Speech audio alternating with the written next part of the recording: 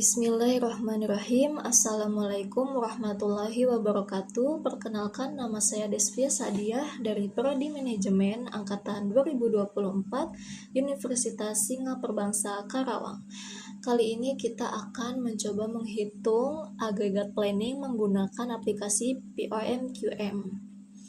Di sini kita sudah mendapatkan data 4 periode dari Januari sampai April dan informasi produk.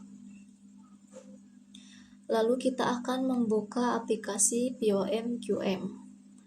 Di sini ada bacaannya agregat planning, klik, lalu klik agregat planning, lalu kita memberikan judul sesuai dengan keinginan kita. Di sini saya akan memberikan judul agregat planning Desvia.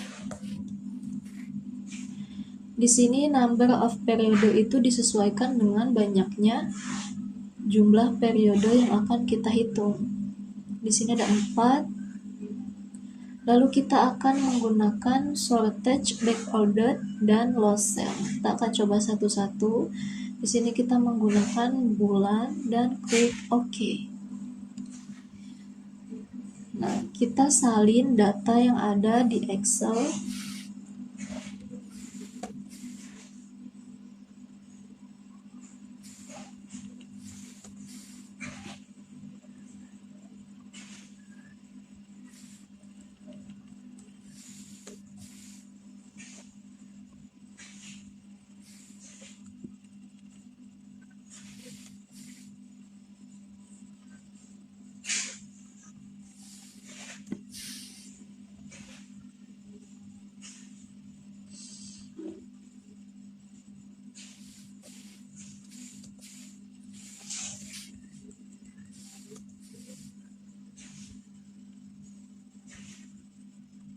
Nah, ini sudah disalin semuanya. Sebelum melanjutkan ke perhitungan, kita akan menjelaskan terlebih dahulu apa sih agregat planning.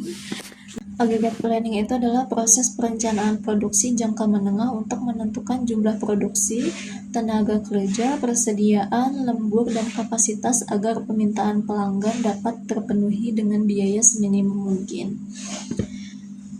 Nah, di sini ada regular time cost, yaitu biaya produksi pada jam kerja normal. Ada overtime, yaitu biaya lembur.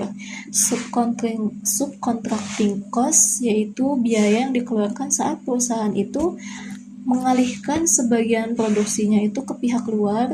Ada holding, yaitu biaya penyimpanan. Ada backorder cost, yaitu biaya atas keterlambatan pemenuhan pesanan. Dan increase cost, yaitu biaya penambahan tenaga kerja atau kapasitas produksi. Ada decrease cost, yaitu biaya penggunaan tenaga kerja atau kapasitas. Ada overtime capacity. Ada initial inventory, jumlah persediaan awal sebelum periode perencanaan dimulai. Ada unit last periode, jumlah unit produksi pada periode sebelumnya. Dan di sini kita mempunyai 2 shortage, yaitu backordered dan lost sale. Kalau misalkan backordered itu ketika jumlah pesanan pelanggan, permintaan pelanggan tidak terpenuhi, dialihkan ke periode selanjutnya. Kalau misalkan lost sale, ketika pesanan atau permintaan pelanggan tidak dipenuhi, maka dianggap hilang. Jadi tidak dialihkan ke periode selanjutnya seperti backorder. Nah, di sini ada beberapa periode. Ada smooth production, average gross demand, dan net demand.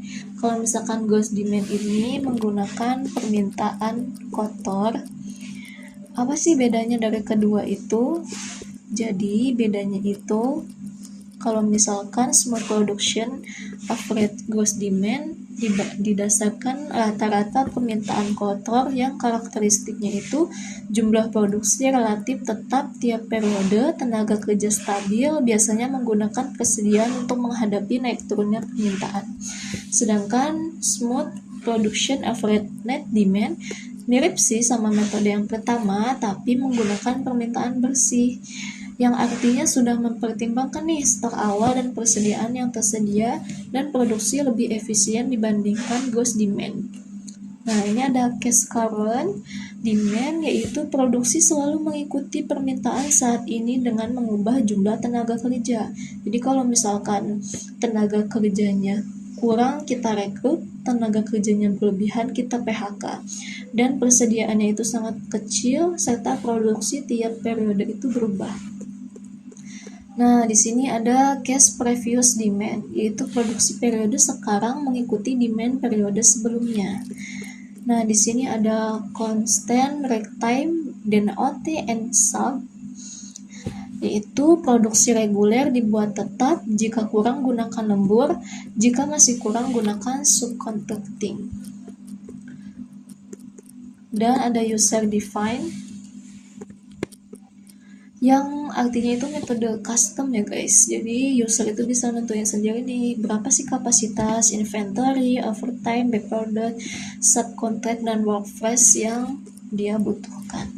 Dan ada transportation, yaitu metode optimasi agregat planning menggunakan model transportasi yang bertujuan untuk meminimalkan total biaya produksi, inventory, overtime, subcontract, dan lain-lain. Nah, kita di sini akan menggunakan smooth production average net demand. Lalu klik solve. Nah, ini dia hasilnya. Bisa kita lihat di sini hasil total dari permintaan 4 periode ini adalah 6.000. 6.000 dibagi 4 bulan, hasilnya itu 1.500. Jadi kapasitas produksi yang bisa kita penuhi hanya 1.500 per bulan. Di sini permintaan pada bulan Januari sebesar 1.200, kapasitas yang bisa kita penuhi 1.500, jadi terjadi kelebihan stok nih. Kita simpan di inventory sebanyak 300. Nah, pada bulan Februari sebanyak 1.500 dan kapasitas kita mampu membuat 1.500, jadi tidak ada sisa ataupun kelebihan stok, dan kita turunkan saja hasil inventory pada periode sebelumnya ke periode Februari.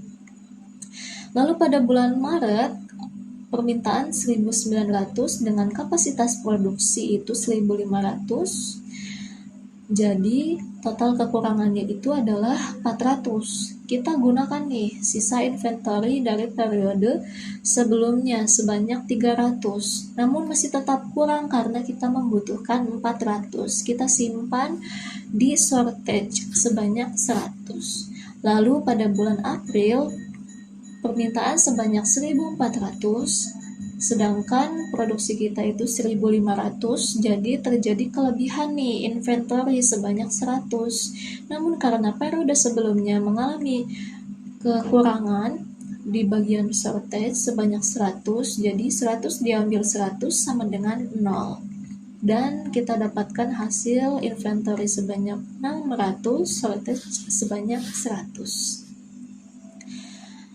Di sini bisa kita lihat kita dari sisi biaya ya, ada 48.000 dolar didapatkan dari 6.000 dikali 8 dolar per unit.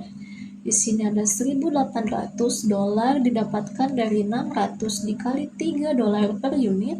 Di sini ada 400 dolar didapatkan dari 100 dikali 4 dolar per unit. Dan total biayanya itu adalah 50.200. Nah, kita akan coba yang lost sell nih. Seperti yang sudah saya jelaskan tadi, kalau lost sell itu kalau permintaannya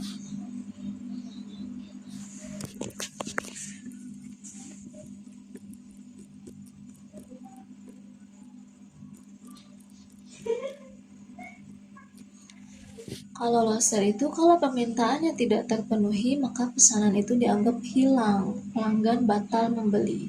Kita sama-sama menggunakan metode average net demand. Dan ini dia totalnya.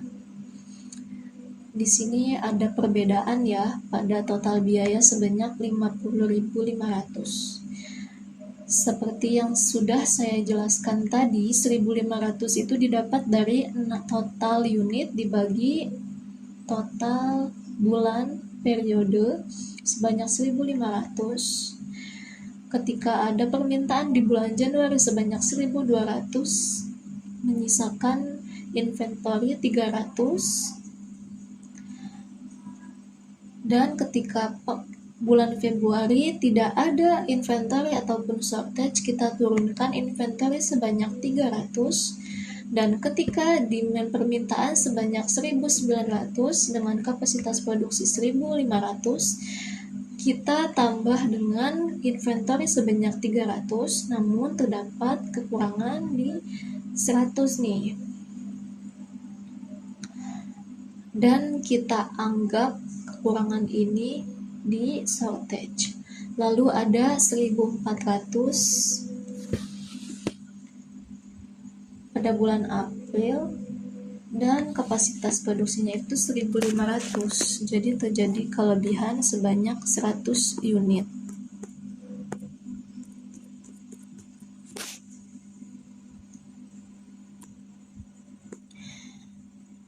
Namun, karena pada metode loss sell ini jumlah yang tidak terpenuhi itu dianggap hilang pada periode berikutnya, maka shortage di sini tidak bisa digantikan atau ditambal dengan inventory yang terjadi di bulan April. Jadi tidak bisa seperti back order ya, yang bisa dibantu gitu dengan periode selanjutnya. Jadi tetap kita catat sebanyak 100 dan di inventory ini sebanyak 700. Dan bisa kita lihat totalnya ada $48.000, $2.100, dan ada $400, menghasilkan biaya yang lebih besar daripada hasil sebelumnya. Sebelumnya kan 50.200, kalau ini 50.500. Nah, di sini kita dapat menyimpulkan nih, terdapat perlakuan yang berbeda atas kekurangan permintaan pada bulan Maret sebanyak 400 stok itu. Kalau misalkan di loss sell dianggapnya hilang kalau nggak terpenuhi, kalau di back order itu bisa dipenuhi tapi dengan periode selanjutnya. Namun perusahaan itu dapat mengalami keterlambatan nih karena pelanggan membutuhkannya kapan, dipenuhinya bulan berikutnya. Dan kalau kita berbicara tentang biaya yang paling efisien itu menggunakan metode Smooth Production Average Net Demand yang shortage-nya itu back ordered sebanyak $50.200. Sekian penjelasan dari saya. Wassalamualaikum warahmatullahi wabarakatuh.